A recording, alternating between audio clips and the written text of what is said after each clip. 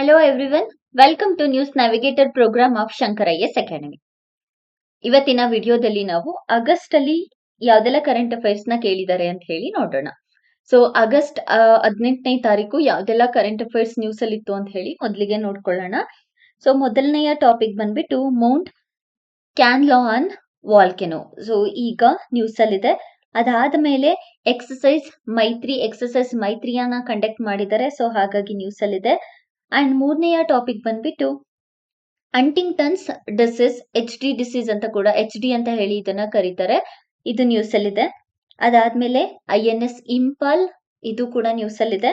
ನಂತರ Medak fort news ಅಲ್ಲಿದೆ. So ಇದಿಷ್ಟನ್ನು ಕೂಡ ನಾವು ಇವತ್ತಿನ ವಿಡಿಯೋದಲ್ಲಿ ನೋಡ್ಕೊಳ್ತಾ ಹೋಗೋಣ. Mount Kanlaon volcano exam perspective ಆಗಿ ಪ್ರಿಲಿಮ್ಸ್ ಅಲ್ಲಿ ನಮಗೆ ಕೇಳುವಂತಹ ಚಾನ್ಸಸ್ ಇರುತ್ತೆ.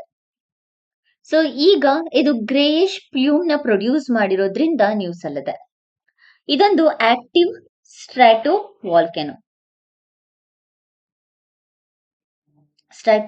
ವಾಲ್ಕೆನೋ ಫಿಲಿಪೈನ್ಸ್ ಅಲ್ಲಿ ಇರೋದು. ಸೊ ಇಲ್ಲಿ ಇದನ್ನ ನೀಗ್ರೋಸ್ ಅಂದ್ರೆ ಈ ರೀಜನ್ ಅಲ್ಲಿ ನೀಗ್ರೋಸ್ ಐಲ್ಯಾಂಡ್ ನ ಟಾಲೆಸ್ಟ್ ಮೌಂಟೈನ್ ಮತ್ತೆ ವಿಸಿಯಸ್ ರೀಜನ್ ಹೈಯೆಸ್ಟ್ ಪೀಕ್ ಬಂದ್ಬಿಟ್ಟು Mount ಕ್ಯಾನ್ಲಾನ್. And it is part of a Pacific ring of fire where we can see a highest active volcanoes. Correct?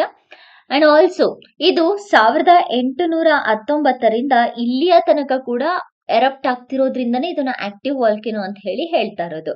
So ಇಲ್ಲಿ ತನಕ ಒಟ್ಟು 30 ಸಾರಿ ಈ ಒಂದು ಕ್ಯಾನ್ಲಾನ್ ವಾಲ್ಕೆನೋ ಎರಪ್ಟ್ ಆಗಿದೆ. ಸೊ ಇದಿಷ್ಟು ಮೌಂಟ್ ಕ್ಯಾನ್ಲಾನೋ ಬಗ್ಗೆ. ಇದರ ಮೇಲೆ ಒಂದು ಕ್ವಶನ್ ನೋಡೋಣ. Consider the following statement regarding the mount Kanlaon volcano. First option, it is an active strato volcano located in Indonesia. Actually it is not located in Indonesia, it is in Philippines. So first statement wrong. Second statement ಅನ್ನ ನೋಡೋಣ. It is the tallest mountain on Negros island. ಇದು ಸರಿಯಾದ ಉತ್ತರ. So second statement correct. Third statement ಅನ್ನ ನೋಡೋಣ. Most of its historic eruptions are phreatic in nature. ಇದು ಕೂಡ correct. So answer ಬಂದು 2 and 3 only is the right answer. Next topic exercise Maitree Bharat ಹಾಗೂ ಥೈಲ್ಯಾಂಡಿನ ನಡುವೆ ನಡೀತಾ ಇರುವಂತಹ ಮೈತ್ರಿ. ಸೊ ಇದೊಂದು ಜಾಯಿಂಟ್ ಮಿಲಿಟರಿ ಎಕ್ಸಸೈಸ್. ಯಾಕಂದ್ರೆ ನಮ್ಗೆ ಎಕ್ಸಾಮ್ ಅಲ್ಲಿ ಆರ್ಮಿ, ನೇವಿ ಅಂತೆಲ್ಲ ಕೇಳ್ತಾರೆ, ಕರೆಕ್ಟ್ ಅಲ್ವಾ? ಸೊ ಇದು ಆರ್ಮಿಗೆ ಸಂಬಂಧಪಟ್ಟದ್ದು, ಅಂದ್ರೆ ಮಿಲಿಟರಿಗೆ ಸಂಬಂಧಪಟ್ಟಂತಹ ಮೈತ್ರಿ. 2006ರಿಂದ ಮೊದಲ ಬಾರಿಯಲ್ಲಿ ಸ್ಟಾರ್ಟ್ ಆಯ್ತು. ಇದರ ಮೇನ್ ಇಂಟೆನ್ಷನ್ ಬಂದ್ಬಿಟ್ಟು ಭಾರತ ಮತ್ತೆ ಥೈಲ್ಯಾಂಡಿನ ನಡುವೆ ಇರುವಂತಹ ಸಂಬಂಧವನ್ನ, ಮಿಲಿಟರಿ ರಿಲೇಟೆಡ್ ಸಂಬಂಧವನ್ನ ಇನ್ನು ಕೂಡ ಸ್ಟ್ರೆಂಥನ್ ಮಾಡಬೇಕು ಅನ್ನೋದು ಇದರ ಮುಖ್ಯ ಉದ್ದೇಶವಾಗಿತ್ತು. ಅಂಡ್ ಅದಕ್ಕೋಸ್ಕರ ಆವಾಗಿಂದ ಕೋಆಪರೇಷನ್ಗೋಸ್ಕರ ಇಲ್ಲಿಯ ತನಕ ಎಕ್ಸಸೈಸ್ ಮೈತ್ರಿಯನ್ನ ಇಂಡಿಯಾ ಮತ್ತೆ ಥೈಲ್ಯಾಂಡ್ ಎರಡು ಕೂಡ ಒಂದು ಕೋಆಪರೇಟಿವ್ ನೇಚರ್ ಇಂದ ನಡೆಸ್ಕೊಳ್ತಾ ಬರ್ತಿವೆ. ಸೊ ಈ ಬಾರಿಯ ಟ್ರೈನಿಂಗ್ ನ ಸಮಯದಲ್ಲಿ ಫೀಲ್ಡ್ ಎಕ್ಸಸೈಸ್, ಕಾಂಬ್ಯಾಟ್ ಡಿಸ್ಕಷನ್ಸ್ ಮತ್ತೆ lecturers, demonstrations and also culmination validation exercise ನ ಕೂಡ ಇನ್ಕ್ಲೂಡ್ ನ ಮಾಡ್ಕೊಂಡಿದ್ದಾರೆ. ಸೊ ಇದಿಷ್ಟು ಎಕ್ಸಸೈಸ್ ಮೈತ್ರಿಯ ಬಗ್ಗೆ. ಇದರ ಮೇಲೆ ಒಂದು ಕ್ವಶನ್ ನೋಡೋಣ. Consider with reference to exercise Maitree, consider the following statement. First statement, it is a bilateral naval exercise between India and Thailand. ಇದು ರಾಂಗ್. ಕರೆಕ್ಟ್ ಅಲ್ವಾ?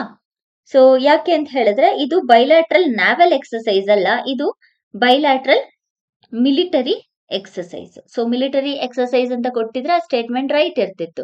ಬಟ್ ನಾವೆಲ್ ಎಕ್ಸಸೈಸ್ ಅಂತ ಕೊಟ್ಟಿರೋದ್ರಿಂದ ಆ statement wrong. Next, it aims to enhance combined capability in desert warfare. ಇದು ಕೂಡ wrong. ಯಾಕಂದ್ರೆ ಇದು usually jungle ಮತ್ತೆ ಸೆಮಿ ಅರ್ಬನ್ ಎನ್ವಿರಾನ್ಮೆಂಟ್ ನ ಫೋಕಸ್ ಮಾಡುತ್ತೆ, not a desert region. So statement 2 wrong. Statement 3 ನೋಡೋಣ. It operates under chapter 7 of the United Nations Charter. ಇದು correct. So answer ಬಂದ್ಬಿಟ್ಟು 3 only is the right answer. Next, Huntington's disease, HD. So Huntington's disease ಇದೊಂದು neurological ಅಥವಾ neuro degenerative disorder which changes the brain function ಅನ್ನ ಇದು change ಮಾಡುತ್ತೆ over a period of time. So ಇದು rare hereditary disorder. Usually relatives ಅಲ್ಲೇನೆ ಮದ್ವೆ ಆಗ್ತಿರ್ತಾರೆ, cross cousins ನ ಮದ್ವೆ ಆಗ್ತಿರ್ತಾರೆ ಅಲ್ವಾ, ಅವರ ಒಂದು ಜೀನ್ ಪ್ರಾಬ್ಲಮ್ ಇಂದ ಈ ಒಂದು ಅಂಟಿಂಗ್ಟನ್ಸ್ ಡಿಸೀಸ್ ಜನರೇಟ್ ಆಗುತ್ತೆ. ಸೊ ಯೂಶಲಿ ಮೊದಲಿಗೆ ಇದರಲ್ಲಿ ಬ್ರೈನ್ ಸೆಲ್ಸ್ ಅಥವಾ ನರ್ವಸ್ ಸಿಸ್ಟಮ್ ಬ್ರೇಕ್ ಡೌನ್ ಆಗುವಂತಹ ಚಾನ್ಸಸ್ ಇರುತ್ತೆ ಈ ಒಂದು ಅಂಟಿಂಗ್ಟನ್ಸ್ ಡಿಸೀಸ್ ಯಾರಿಗೆ ಅಟ್ಯಾಕ್ ಆಗುತ್ತೆ ಅವ್ರಗಳಿಗೆ. ಸೊ ನಂತರ ಯೂಶಲಿ ನಮ್ಮ ಬ್ರೈನ್ ಅಲ್ಲಿ ಬ್ಯಾಸಲ್ ಗ್ಯಾಂಗ್ಲಿಯಾ ಅಂತ ಇದೆ. Basel ganglia. ಸೊ ಈ ಬ್ಯಾಸಲ್ ಗ್ಯಾಂಗ್ಲಿಯಾ ರೀಜನ್ ಅಲ್ಲಿ ಡಿಸ್ಟ್ರಕ್ಷನ್ ಆಗುತ್ತೆ, ಅಥವಾ ಬ್ಯಾಸಲ್ ಗ್ಯಾಂಗ್ಲಿಯಾ ಬ್ರೈನ್ ಅಲ್ಲಿ ಬಾಡಿ ಮೂವ್ಮೆಂಟ್ ಗೆ ಅದು ಸಪೋರ್ಟ್ ಮಾಡ್ತಿರುತ್ತಲ್ವಾ, ಅದು ಡಿಸ್ಟರ್ಬ್ ಆಗೋದಕ್ಕೆ ಸ್ಟಾರ್ಟ್ ಆಗುತ್ತೆ. ಈವನ್ ಬ್ರೈನ್ ಅಲ್ಲಿ ಕಾರ್ಟೆಕ್ಸ್ ಇದೆಲ್ಲ, ಸೊ ಆ ಬ್ರೈನ್ ಕಾರ್ಟೆಕ್ಸ್ ನ ಕೂಡ ಈ ಒಂದು ಡಿಸೀಸು ಅಥವಾ ಈ ಡಿಸೀಸ್ ಅಟ್ಯಾಕ್ ಆದವ್ರಿಗೆ ಅದು ಕೂಡ ಇರೆಗ್ಯುಲರ್ ಆಗಿ ವರ್ಕ್ ಆಗೋದಕ್ಕೆ ಸ್ಟಾರ್ಟ್ ಆಗುತ್ತೆ. ಸೊ ಬ್ರೈನ್ ಕಾರ್ಟೆಕ್ಸ್ ಬಂದ್ಬಿಟ್ಟು ನಮ್ಮ ಬ್ರೈನಿನ surface and which regulate the thinking capacity ಅಥವಾ ಡಿಸಿಷನ್ ಮೇಕಿಂಗು ಮತ್ತೆ ಮೆಮೊರಿ ಲಾಸಸ್ ಈ ತರದೆಲ್ಲ ಪ್ರಾಬ್ಲಮ್ ನ ಮಾಡುತ್ತೆ. ಇದರಿಂದ ಎಮೋಷನಲ್ ಡಿಸ್ಟರ್ಬೆನ್ಸ್ ಆಗುತ್ತೆ and loss of intellectual abilities, uncontrolled movements, ಈ ತರದ ಪ್ರಾಬ್ಲಮ್ಸ್ ಗಳು ಆಗುವಂತಹ ಚಾನ್ಸಸ್ ಇರುತ್ತೆ. So Huntington's disease usually genetic mutation ಇಂದ ಆಗುತ್ತೆ, genetic mutation of HTT genes. So HTT genes ನ ಜೆನೆಟಿಕ್ ಮ್ಯೂಟೇಷನ್ ಇಂದ ಈ ಒಂದು ಡಿಸಾರ್ಡರ್ ಬರೋದು.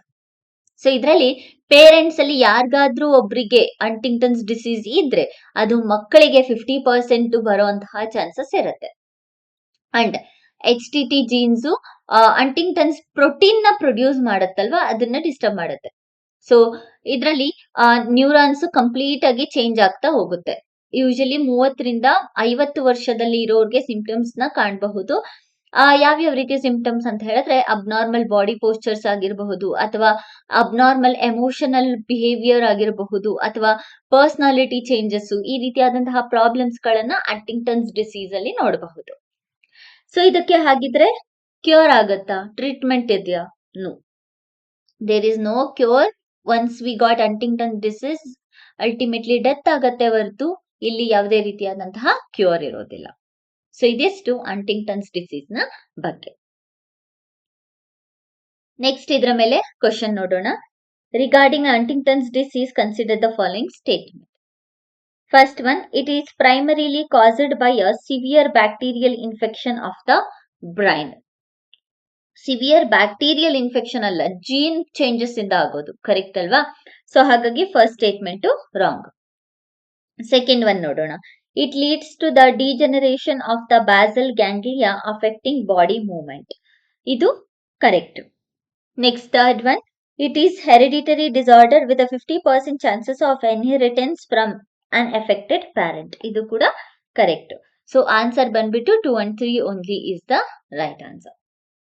ನೆಕ್ಸ್ಟ್ INS ಇಂಪಾಲ್ ಬಗ್ಗೆ ನೋಡ್ಕೊಳ್ಳೋಣ. INS ಇಂಪಾಲ್ ಇದು ಇಂಡಿಜಿನಿಯಸ್ಲಿ ಬಿಲ್ಟ್ ಆಗಿರುವಂತಹ stealth guided missile destroyer of the Indian Navy. Indian ನೇವಿಯಲ್ಲಿ ಇರುವಂತಹ stealth guided missile destroyer INS Imphal. So INS Imphal ಬಂದ್ಬಿಟ್ಟು ಪ್ರಾಜೆಕ್ಟ್ 15B ಅಂದ್ರೆ, ಅಥವಾ ಇದನ್ನ ನಾವು ವಿಶಾಖಪಟ್ಟಣಂ ಕ್ಲಾಸ್ ಅಂತ ಕೂಡ ಕರಿತೇವೆ. ಸೊ ಇದರಲ್ಲಿ ಒನ್ ಆಫ್ ದ ಔಟ್ಕಮ್ ಬಂದ್ಬಿಟ್ಟು INS ಇಂಪಾಲ್, ಅಂದ್ರೆ ಥರ್ಡ್ ಶಿಪ್ ಬಂದ್ಬಿಟ್ಟು INS ಇಂಪಾಲ್. ಇದನ್ನ ವಿಶಾಖಪಟ್ಟಣಂ ಕ್ಲಾಸ್ ಅಂತ ಕೂಡ ಕರೆಯಲಾಗುತ್ತೆ. ಸೊ 2023ರಲ್ಲಿ ಭಾರತದ ನೇವಿಗೆ ಇದನ್ನ ಸೇರಿಸ್ತಾರೆ. ಅಂಡ್ ಆಲ್ಸೋ ಇದನ್ನ ಮಜಗಾವನ್ ಡಾಕ್ ಲಿಮಿಟೆಡ್ ಇಂದ ತಯಾರಿಸಲಾಗಿರೋದು. ಅಂಡ್ ಇದರ ಕನ್ಸ್ಟ್ರಕ್ಷನ್ ನ ಮಾಡಲಾಗಿರೋದು ಮಜಗಾವನ್ ಡಾಕ್ ಲಿಮಿಟೆಡ್. ಅಂಡ್ ಇದು ಮೊದಲ naval warship commissioned with accommodation for women officers and sailors. Women officers ಇರೋದ್ರಲ್ಲಿ ಮೊದಲ ಒಂದು ವಾರ್ಶಿಪ್ ಬಂದು INS ಇಂಪಾಲ್. ಅಂಡ್ ಇದರಲ್ಲಿ ಆಂಟಿ ಏರ್ ವಾರ್ಫೇರ್ ಆಗಿರಬಹುದು, ಅಥವಾ ಆಂಟಿ ಸರ್ಫೇಸ್ ವಾರ್ಫೇರ್ ಆಗಿರಬಹುದು, ಆಂಟಿ ಸಬ್ಮರೈನ್ ವಾರ್ಫೇರ್ ಮಿಷನ್ ಆಗಿರಬಹುದು, ಇದನ್ನೆಲ್ಲದನ್ನು ಕೂಡ ಒಳಗೊಂಡಿರೋದನ್ನ ನೋಡಬಹುದಾಗುತ್ತೆ. And also 4 powerful gas turbines ಗಳನ್ನ ಒಳಗೊಂಡಿದೆ. ಜೊತೆಯಲ್ಲಿ 45 ದಿನ ಮ್ಯಾಕ್ಸಿಮಮ್ ಆಪರೇಷನ್ ಎಂಡ್ಯೂರೆನ್ಸ್ ನ ಹೊಂದಿದೆ. ಅಂಡ್ ಈ ಶಿಪ್ ಅಲ್ಲಿ ಬ್ರಹ್ಮೋಸ್ ಮಿಸೈಲ್ ಆಗಿರಬಹುದು, ಮೀಡಿಯಂ ರೇಂಜ್ SA ಮಿಸೈಲ್ಸ್ ಆಗಿರಬಹುದು, indigenous anti submarine missiles, rocket launchers and 76mm super rapid gun mount ನ ಒಳಗೊಂಡಿದೆ ಈ ಒಂದು INS ಇಂಪಾಲ್. ಸೊ ಇದಿಷ್ಟು INS ಇಂಪಾಲ್ ಬಗ್ಗೆ. ಇದರ ಮೇಲೆ ಒಂದು ಕ್ವಶನ್ ನೋಡ್ಕೊಳ್ಳೋಣ. Consider the following statement regarding INS Imphal. It is a nuclear powered attack submarine of the Indian Navy. ಅಲ್ಲ, ರಾಂಗ್, ಕರೆಕ್ಟ್ ಅಲ್ಲ. Next second one, it is the third ship built under the project 15B series of stealth destroyer. ಇದು correct. Next third one, it is the first warship to be named after a city in the North East India. Imphal, ಹೌದು. So ಹಾಗಾಗಿ third statement ಕೂಡ correct. So answer ಬಂದ್ಬಿಟ್ಟು 2 and 3 only is the right answer. Next, historic Medak Fort. Historic Medak fort ತೆಲಂಗಾಣದಲ್ಲಿ ಇರುವಂತಹ fort. ಇದು 12ನೆಯ ಶತಮಾನದಲ್ಲಿ ಕಾಕತೀಯ ಡೈನೆಸ್ಟಿಯ ಪ್ರತಾಪರುದ್ರ ಅವರು original ಆಗಿ ಇದನ್ನ ಕನ್ಸ್ಟ್ರಕ್ಷನ್ ಮಾಡಿದ್ರು. ಅಂಡ್ ಆಗ ತೆಲುಗು ಲ್ಯಾಂಗ್ವೇಜ್ ನಲ್ಲಿ ಇದನ್ನ ಏನಂತ ಕರಿತಾ ಇದ್ರು ಅಂತ ಹೇಳಿದ್ರೆ ಮೇತುಕು ದುರ್ಗಂ ಅಂತ ಹೇಳಿದ್ರು ಇದನ್ನ ಕರಿತಾ ಇದ್ರು. ಅಂಡ್ ಇದರಲ್ಲಿ 3 ಎಂಟ್ರೆನ್ಸ್ ಗಳನ್ನ ನೋಡಬಹುದು. ಪ್ರಥಮ ದ್ವಾರ, ಸಿಂಹದ್ವಾರ. ಪ್ರಥಮ ದ್ವಾರ ಮತ್ತೆ ಸಿಂಹ ದ್ವಾರದಲ್ಲಿ ಸಿಂಹ ಲಾಂಛನವನ್ನ ನೋಡಬಹುದಾಗತ್ತೆ. ಮೂರನೇದಾಗಿ ಗಜದ್ವಾರ. ಗಜದ್ವಾರ ಮೇನ್ ಎಂಟ್ರೆನ್ಸ್, ಇಲ್ಲಿ ಆನೆಯನ್ನ ನೋಡಬಹುದಾಗತ್ತೆ. ಅಂಡ್ ಆಲ್ಸೋ ಈ ಮೇನ್ ಎಂಟ್ರೆನ್ಸ್ ಅಲ್ಲಿ 2 ಹೆಡೆಡ್ ಗಂಡ ಬೇರುಂಡ ಫೀಚರ್ ಅನ್ನು ಕೂಡ ನಾವು ಕಾಣಬಹುದಾಗತ್ತೆ. ಸೊ ಇದಿಷ್ಟು ಮೇದಕ್ ಫೋರ್ಟ್ ನ ಬಗ್ಗೆ. ಇದ್ರ ಮೇಲೆ ಒಂದು ಕ್ವಶನ್ ನೋಡ್ಕೊಳ್ಳೋಣ. Consider the following statement regarding Medak fort. It was originally built during the reign of Qutub Shahi dynasty. Qutub Shahi dynasty ಅಲ್ಲ, ಕಾಕತೀಯ ಡೈನೆಸ್ಟಿ ಅಂಡರ್ ಅಲ್ಲಿ ಒರಿಜಿನಲ್ ಆಗಿ ಇದನ್ನ ಬಿಲ್ಟ್ ಮಾಡಿದ್ದು. So first statement wrong. Next ನೋಡೋಣ. The fort features the Gandaberunda and emblem of Vijayanagara Empire. ಇದು correct. Next third one, it is located in the state of Telangana. ಇದು ಕೂಡ ಸರಿಯಾದ ಉತ್ತರ. ಸೊ ಇದಿಷ್ಟು ಆಗಸ್ಟ್ 18ನೇ ತಾರೀಕು ಕರೆಂಟ್ ಅಫೇರ್ಸ್ ಅಲ್ಲಿ ಇದ್ದಂತಹ ನ್ಯೂಸ್. ಸೊ ಇಂದಿನ ವಿಡಿಯೋದಲ್ಲಿ ನಾವು 16 ಮತ್ತೆ 17ನೇ ತಾರೀಕು ಮಿಸ್ ಮಾಡ್ಕೊಂಡಿದ್ವಿ. ಅದನ್ನ ನಾವು ನೆಕ್ಸ್ಟ್ ವಿಡಿಯೋದಲ್ಲಿ ಕವರ್ ಮಾಡ್ಕೊಳ್ಳೋಣ. ಇದೇ ರೀತಿಯಾದಂತಹ ಹೆಚ್ಚಿನ ವಿಡಿಯೋಸ್ಗಾಗಿ ನಮ್ಮ ಚಾನೆಲ್ ನ ಶೇರ್ ಮಾಡಿ ಮತ್ತೆ ಸಬ್ಸ್ಕ್ರೈಬ್ ಮಾಡಿ. Thank you for watching.